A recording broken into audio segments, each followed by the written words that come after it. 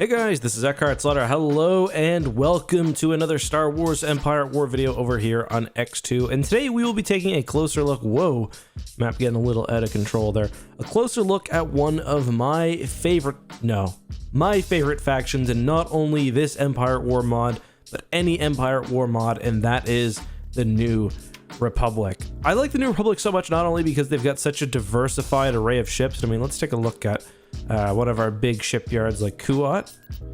You can see we've got, multiple different large capital ships, and then a variety of smaller frigates and light cruisers and corvettes.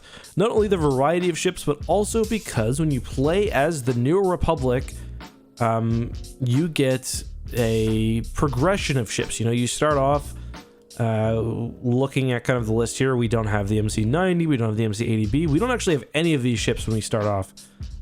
Besides for the home one. Actually, we don't even have the home one here. So you start off with kind of a very paltry looking fleet. Early on in my games, I find I've got to rely a lot on boarding shuttles and really just scraping my way through as many victories as I can early on before you kind of research the much better ships you get later on. So I thought today we'd look at kind of the best you can get for the New Republic and how to design fleets as the New Republic. Briefly, when it comes to early game though, your best friend, I don't even know if I've got any of them left. Your best friend early game will be the MC-80B Home 1. I don't think I've got any left in my fleet, unfortunately. No, I don't. Also, if you recognize this campaign, that is because this is the campaign we've been playing for some time over here on EcksToo. It's the New Republic campaign. I'd say we only have 1 or 2 episodes left, and I want to take a look at some of the fleets we have and kind of describe general New Republic strategy that I've been using, I think, quite successfully throughout this campaign. We won a lot of battles where if we lost a capital ship, let's be honest, it was probably due to me doing something pretty stupid. I've identified a few capital ships that I found work really well. I want to share them with you guys. I will have to make a slight disclaimer here. Sorry about that, I actually just had to wake up and put my kid back to bed. As I was saying, the version I'm playing does have some slight changes versus the public-facing current edition of Thrawn's Revenge. Mostly so that, I do have one MC-80. Mostly so that fighter damage is a lot higher, and that does kind of have a weird effect where not only fighter damage is higher because it's really missiles and bombers that have been upgraded, but that also makes certain warships, like if I look at my fleets, Bothan assault cruisers, this ship right here, they also get a buff, but so do some enemy ships like Victory Star Destroyers, which, rely heavily on missiles. So that's one thing to note. Let's talk a bit about early game just briefly. Again, you'll be relying really heavily on these MC-80Bs, which have a crap ton of shields and hull. Like, taking a look at this, Admiral Nance, he's in an MC-80 Home 1, not MC-80B. You want to rely heavily on your MC-80 Home 1s. 25,000 shield, 13,000 hull. That is a lot. In comparison, that is more than the that's more combined, I think, than the Allegiance. It's around there for less price. So you really want to have your MC-80s soak up as much sort of incoming fire as they can. It's actually, yeah, they're comparable. You want to have them soaking up as much incoming fire as they can, as your much weaker or offensively gifted ships are pounding out and, doing the damage. And really, that sort of philosophy is kind of one that you'll generally bring through into the later game. Right now, in the current way Thrawn's Revenge is set up, I honestly don't find, and this is just my opinion, I know there's some people that would disagree with me, I don't find, even in my version of the mod where fighters are extremely dangerous, that you need to focus very heavily on anti-fighter corvettes. So for me, most of my fleets generally come down to, not this one, because that's kind of a in-progress fleet, generally come down to a mix of ships which can soak up firepower, for example, Garmbel Ibelson as Mediator, and then weaker ships which can deal out firepower, often from long range, but are usually quite a bit weaker, combined with carriers. And then sometimes you'll have, you know, less so of the New Republic, but if you've got captured ships like Integos or even the created MC-90, the MC-90 is sort of a good Star Destroyer analog. Those can kind of slot in wherever, sort of to reinforce your battle lines. And I'll bring us into a battle now so we can get an idea of what I'm talking about. Let's take a look. Which fleet would probably be best for this? This one looks good. So let's bring this fleet into battle. And I will see you guys in just a moment. Alrighty, so we are facing a pretty powerful fleet, I believe, here at Ord Banir. Especially when you're playing on Cruel AI, you're going to run into a lot of hypervelocity cannons, and that will, in fact, dictate somewhat how you station your fleets, as will, of course, the enemy force projection. So, taking a look at what we've got here, I'm seeing a lot of Imperial-class Star Destroyers, a lot of Allegiances. Now, you would think that this is a situation where you'd want to go really heavily on fighters and maybe just rely almost completely on fighters, but right now, as I said, with the state of the game, I honestly don't think that even against ships like Allegiances, which have no fighter support, and even in fleets like this, where there are only a few, where there's no corvettes really, like, in reality, this should be a very, very vulnerable fleet to fighters. It's still not really at a stage in the mod where you can rely on that. That being said, as I kind of described earlier, you want to get a mix of pure defensive power or defensively oriented ships. In my case, the Mediator is a great example of this. Big, strong Mon Calamari cruiser can take a lot of firepower. And then we have a few sort of flexible MC-90s. And then we've got some... I like to generally put my Nebula Star Destroyers or my other weak offensive ships kind of on the far side of my big tanky ships. And then, you know, I like to drop a few carriers. They help not only with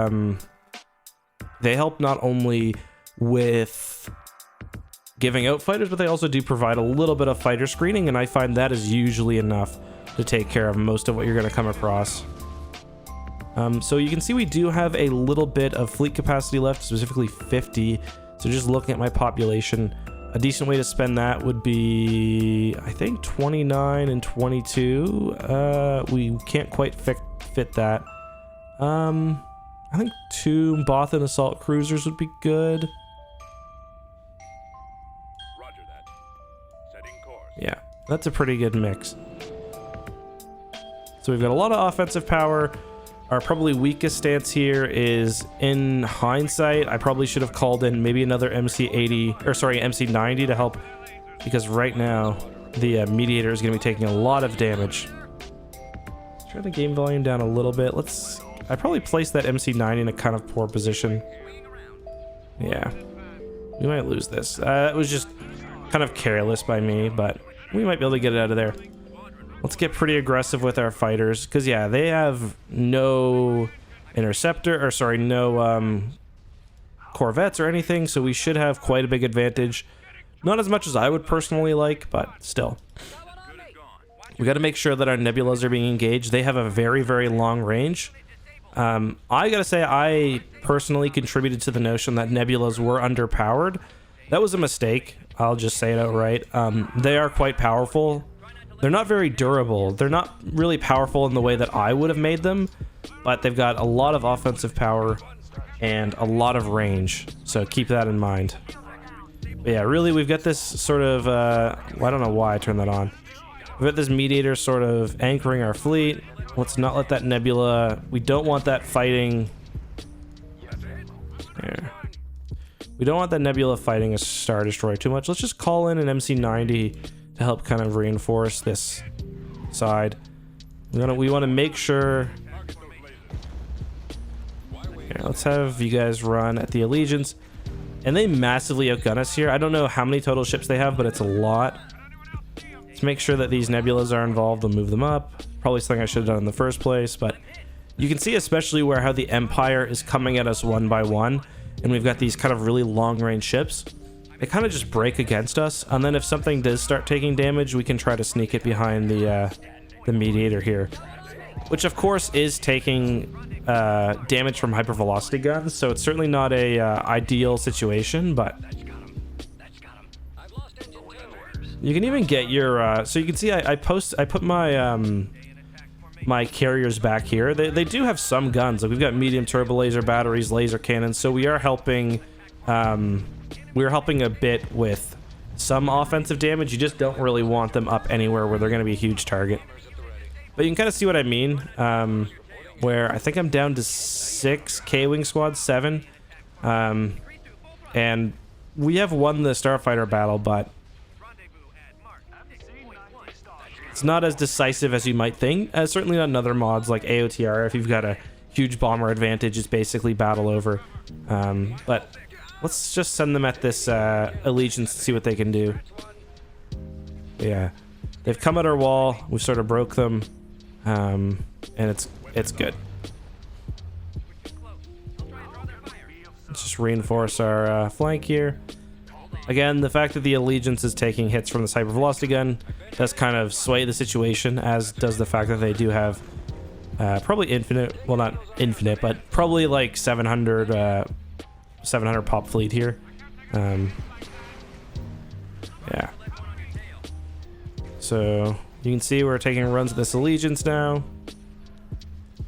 We don't want any ship to get too far past. I always think it's a good idea. Oh, nice.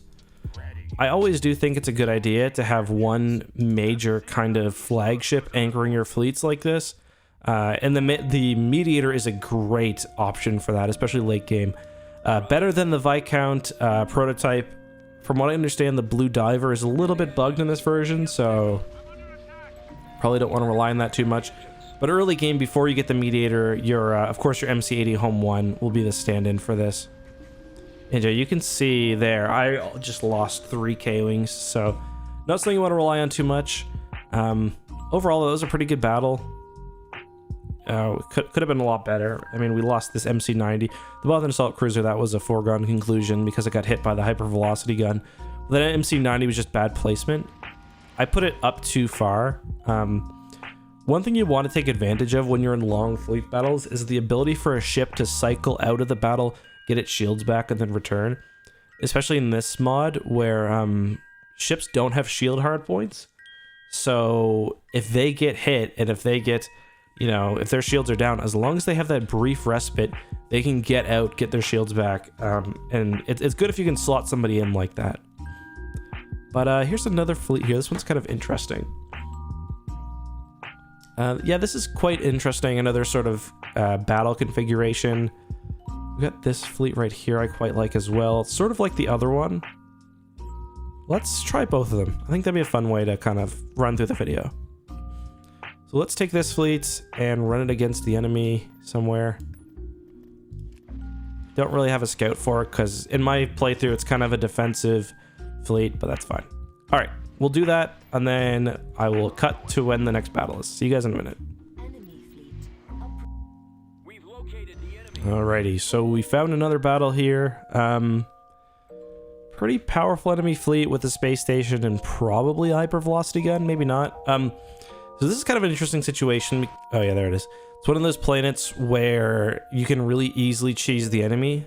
If they've got a natural sort of split here, what I recommend doing is dropping a cheap frigate or something here, dropping a cheap frigate here. Usually they'll split up and then you choose one side, either the weaker side or the stronger side, depending on what kind of advantage you have, and you just pile on it, wipe it out as quickly as you can. But given the fact that we're kind of trying to show general fleet strategy, I don't think that's super helpful. This is also a really weird enemy fleet because it's got all these little ADS destroyers. Personally, I think these are kind of OP in the mod as it stands because I think they each generate, what, 2 fighters? No, half a fighter squadron. So, oh yeah, let's take a look. So we've got, this is the Viscount prototype. It's sort of like a mini Viscount. Again, I probably wouldn't be this aggressive. I just kind of want to show you guys general combat principles. And this fleet's different than the last one because we're a lot more focused on these multi-purpose ships. So the MC-90s. I quite like these ships. I really recommend you build a lot of them versus pretty much any of the other kind of like Star Destroyer-esque ships that the New Republic has. Not counting like the Nebula, because that's in a different role. I'm talking like general purpose offensive capital ship. And we will call the... There's a lot of fighters, so we'll be kind of aggressive with our endurance placement. We also have booster and a Star Destroyer, so another kind of general purpose ship. And then we have more Bothan assault cruisers than we'll be able to call in. One thing that I like to do with Bothans is they're so maneuverable that I really like to jump them in on a flank or something, jump them in all at once. Kind of uses like what you'd call Wolfpack tactics, get them in, get them out. But yeah, let's just call in a Bothan. Again, these are a lot less... you don't want a Bothan assault cruiser taking... It's even more fragile than something like a... something like a Victory Star Destroyer, so you do not want it taking too much fire. So yeah, a good spot for it is kind of right behind the lines here. Let's see if we can cycle that Nebula, or that MC-90 is taking a lot of heat early on. Probably not great fleet placement here by me, just because of there's no room for my capital ship to turn around, but that is kind of because I forced a battle where I wouldn't normally. Just for the purpose of instruction. But I do think this is a nice format. We gotta... So at this stage, you gotta make sure that you actually involve the capital ships. That's one thing that, like, is very easy not to do. But you can see they've got just so many fighters. Yeah, one thing you've got to make sure you actually involve the capital ships. So there's no point having this MC-90 sitting here. It's got to actually do something. And part of the problem here is I didn't actually leave myself enough room to maneuver. And again, that is because I kind of just forced the situation. But you still can kind of see the general principle. Ships are coming. They're ramming against our kind of defensive bulwark here. Not the most successful battle, though, I'm not going to lie, but we are still at the point where we could retreat and we'd lose nothing, so let's see if we can do that. Well, we're going to lose this MC-90, most likely. Normally, we'd stay and kill a few more ships before we left. We could kill that Victory. Oh, we killed it already.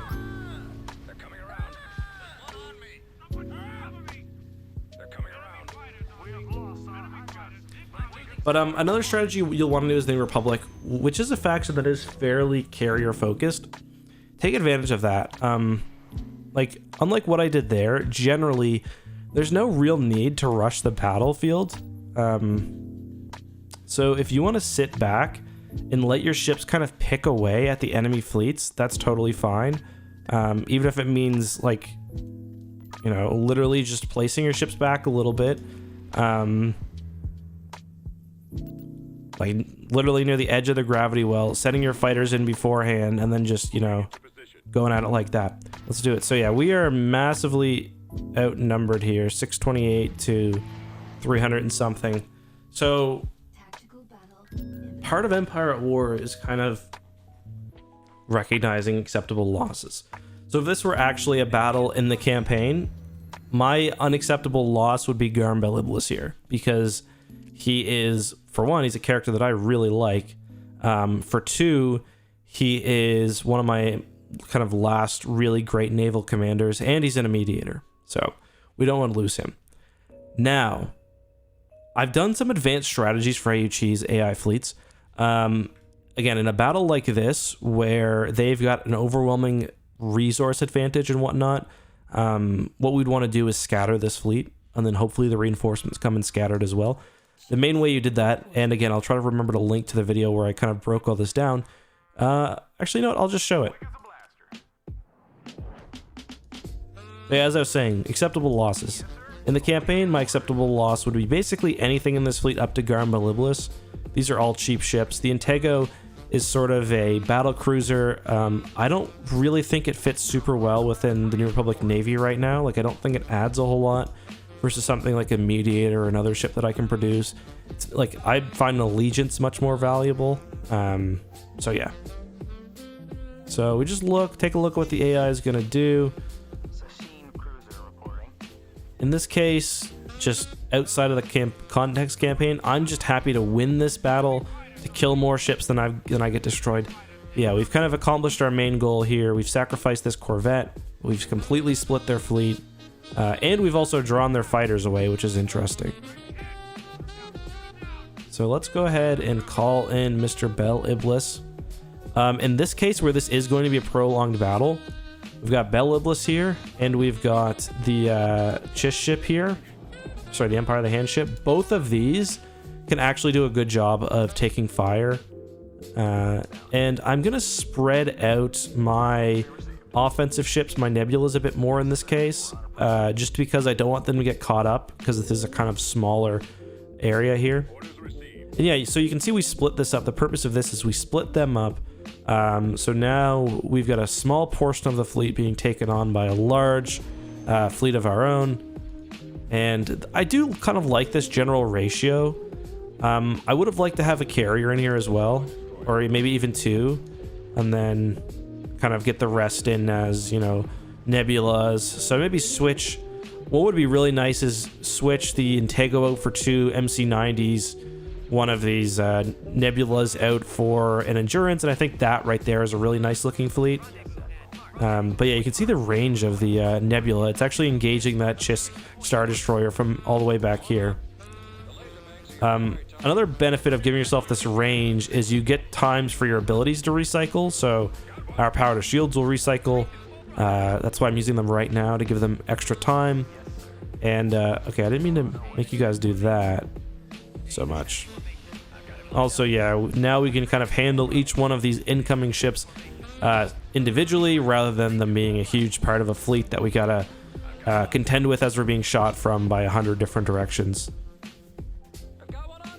Can we get you out of there? Corona out of there?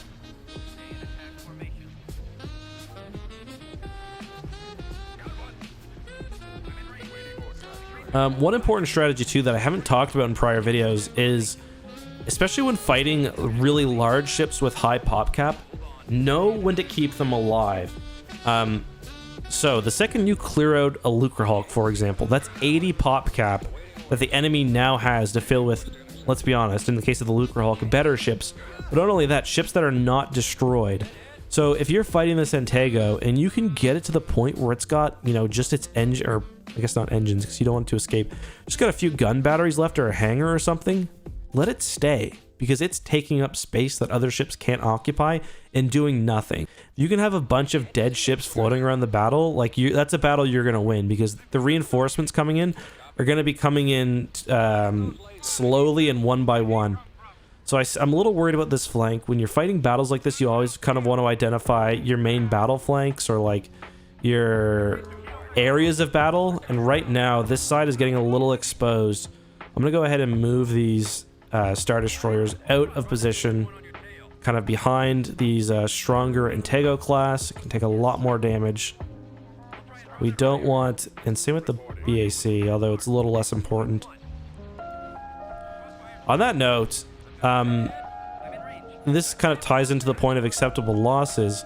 Sometimes it's better to lose a ship.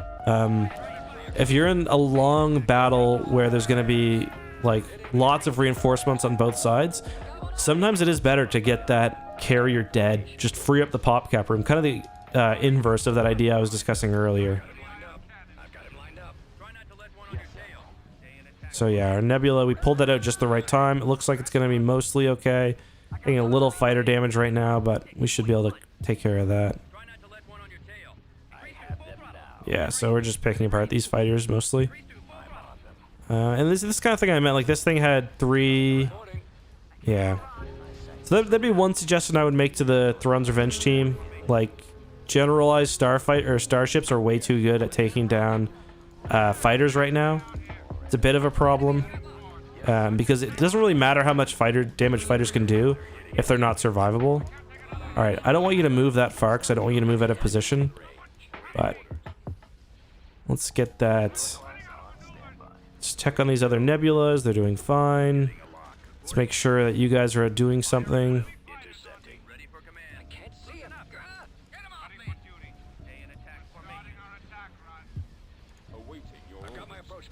Let's just take some extra seconds just to micromanage our attack on the ship. Let's just get these big weapon batteries done quickly, especially the missile launchers, because as I said, they're very, very effective.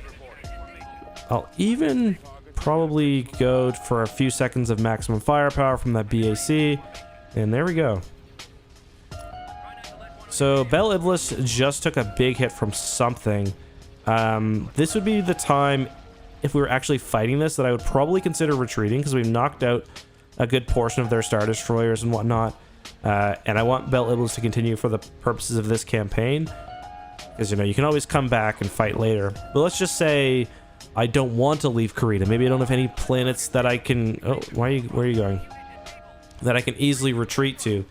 In that case, or maybe I don't want them to build a hypervelocity gun. I'm worried if I let them retreat, they will.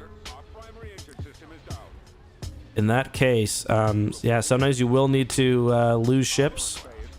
And for me, it's like almost never an acceptable loss to lose a dreadnought.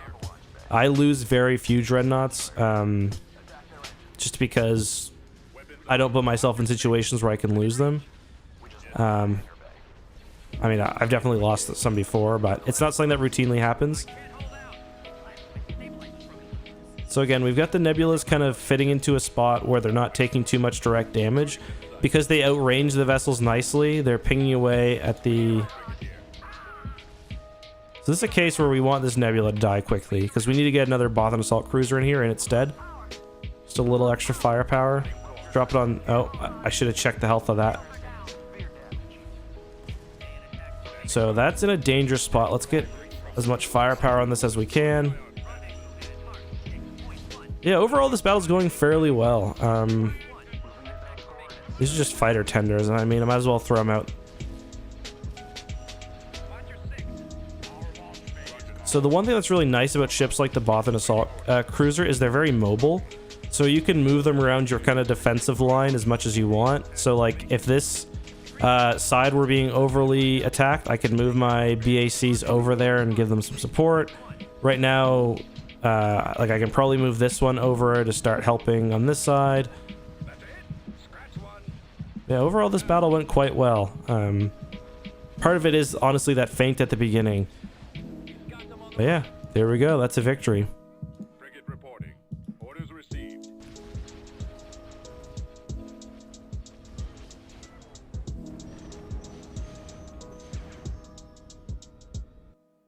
All right. So that's a pretty good win. 12 phalanxes, and that's each like a Star Destroyer's worth of ships. I think they're worth 36. 3 ascendancies, 2 fleet tenders, and all we really lost was that Nebula and a Corona.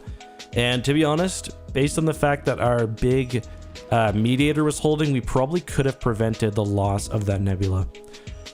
So if I was gonna go through and make my perfect New Republic fleet at this stage in the game, just for fighting any sort of threat though, like the point where I'm at now, you know, things are different.